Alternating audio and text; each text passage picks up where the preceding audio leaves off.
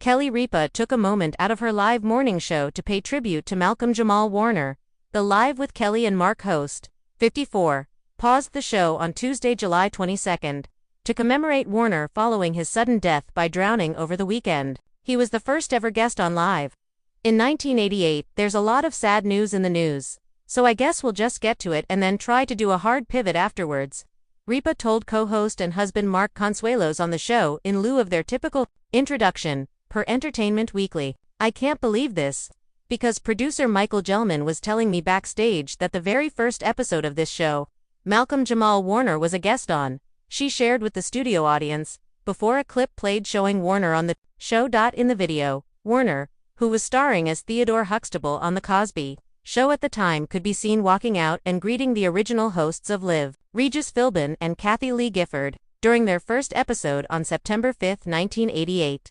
After the clip was shown, Ripa continued, per EW, he shockingly, and sadly, and devastatingly, was caught in this surprise high current in Costa Rica, and died. As a complication of that, it's just so sad and crushing, and you don't realize I literally, even though I didn't know him, grew up with this man. Ripa noted that despite her and Warner being born in the same year, -1970, and finding stardom in different ways, she was a fan of his. She said, "We were 14 years old together, only he was a big TV star and I was watching him." Ripa added that she sort of followed his entire career and always had a fondness for him, and concluded her tribute to the TV star, noting, "I feel like a piece of all of us passed away. It's very, very sad." Warner died at age 54 on Sunday, July 20, while on a family vacation in Costa Rica. A source confirmed to People at the time that the actor drowned while swimming. The Judicial Investigation Agency, OIJ, also confirmed to People that they removed the body of a man who apparently died as a result of asphyxiation by submersion, whom they later identified as Warner. Ripa and Consuelos' tribute joins the several other actors who commemorated Warner after his death, including The Cosby Show stars Bill Cosby, whose spokesperson, Andrew Wyatt, told People that Warner's death reminded the 88-year-old actor of the same call he received when his son Ennis, William Cosby, died. He had just done a concert in Minnesota and called Mr. Cosby and talked about it. They spoke all the time. He said Malcolm was changing humanity. Wyatt said Raven-Symoné, who also starred on the 1980s sitcom, shared on Instagram. "Words cannot describe the pain and sadness and surprise I feel with the recent loss of MJW. I love you and I know you're watching over all of us now." Tracy Ellis Ross, who worked with Warner on Read Between the Lines, also wrote, "My heart is so sad. What an actor and friend you were, warm, gentle, present, kind, thoughtful, deep, funny, elegant. You made the world a brighter place. Sending so much love to your family. I'm so sorry for this unimaginable loss." Warner is survived by a wife and daughter, whose identities he opted to keep private. Read the original article on People. Hospital's Kimberly McCullough breaks silence on Tristan Rogers. Death originally appeared on Parade. General Hospital alum Kimberly McCullough, Robin honored Tristan Rogers Robert following his death, as Parade reported. The beloved actor died at age 79 just weeks after announcing that he was battling cancer.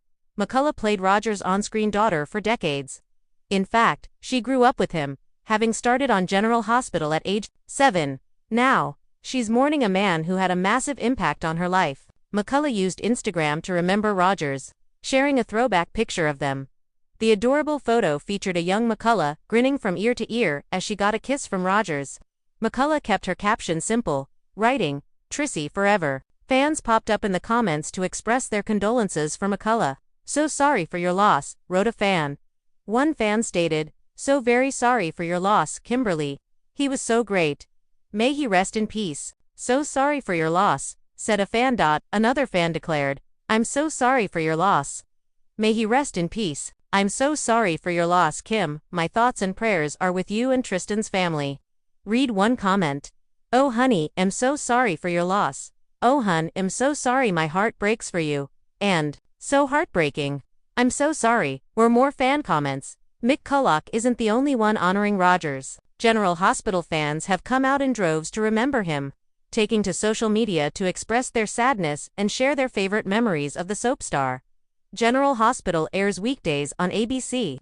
General Hospital's Kimberly McCullough breaks Silence on Tristan Rogers' death first appeared on Parade on August 15, 2025. This story was originally reported by Parade on August 15, 2025, where it first appeared.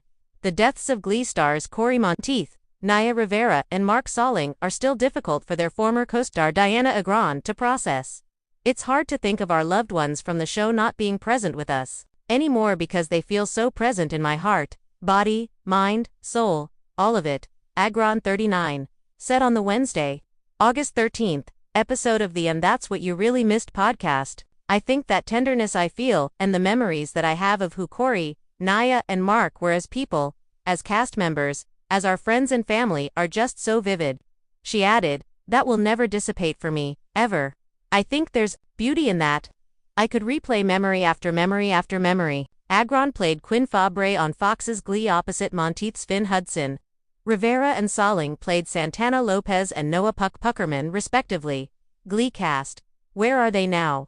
Monteith died in July 2013, 2 years before Glee wrapped, following an accidental overdose at the age of 31. Salling died by suicide in 2018 at the age of 35, and Rivera drowned in a fatal boating accident in 2020 after getting her young son, Josie, to safety.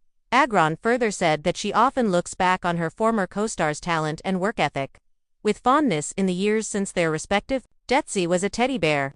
And I mean that in a way of his kindness and groundedness in himself was so perfect, Agron recalled of Monteith, who played her on-again, off-again TV boyfriend.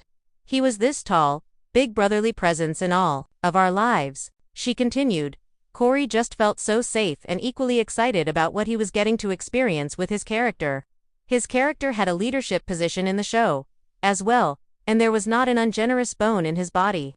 While Monteith was a leader on the Glee set, that same spirit extended when the cameras cut. I remember this one time that he was having people swim in his backyard, Agron recalled. My brother had come down and Cory said, oh, you're squinting a lot. Do you not have a pair of sunglasses? He was like, oh no, I don't. And Cory took him into his room. He's like, these are all my sunglasses. Just take a pair. That's who he was always. It was so amazing to have. After sharing her memories of Monteith, Agron quipped that she had goosebumps on her arms. If you or someone you know is struggling or in crisis, help is available. Call or text 988 or chat at 988lifeline.org. If you or someone you know is struggling with substance abuse, contact the Substance Abuse and Mental Health Services Administration, National Helpline at 1-800-662-HELP 4357.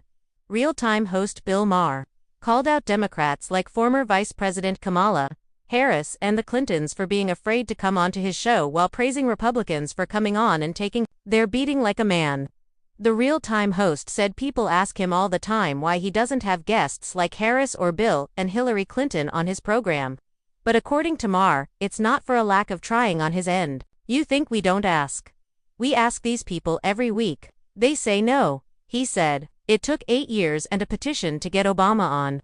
Maher expressed confusion at the fact that Democratic politicians would be afraid to come on his show, considering that the late-night host is a longtime liberal who mostly votes for Democrats, and these are all people I voted for.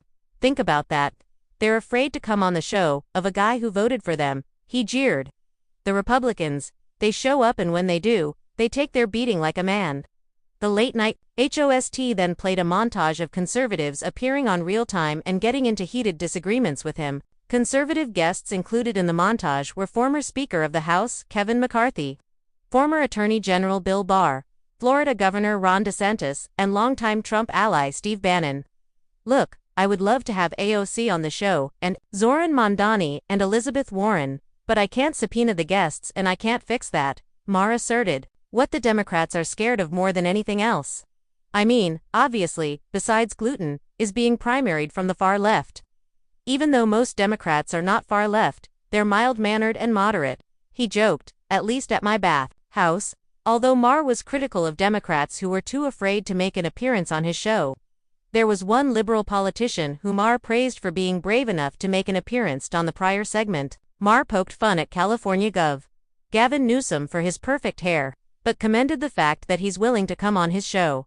The last time Newsom was on Real Time, Maher did not pull any punches during their time together. calling out the governor over the Golden State's many regulations.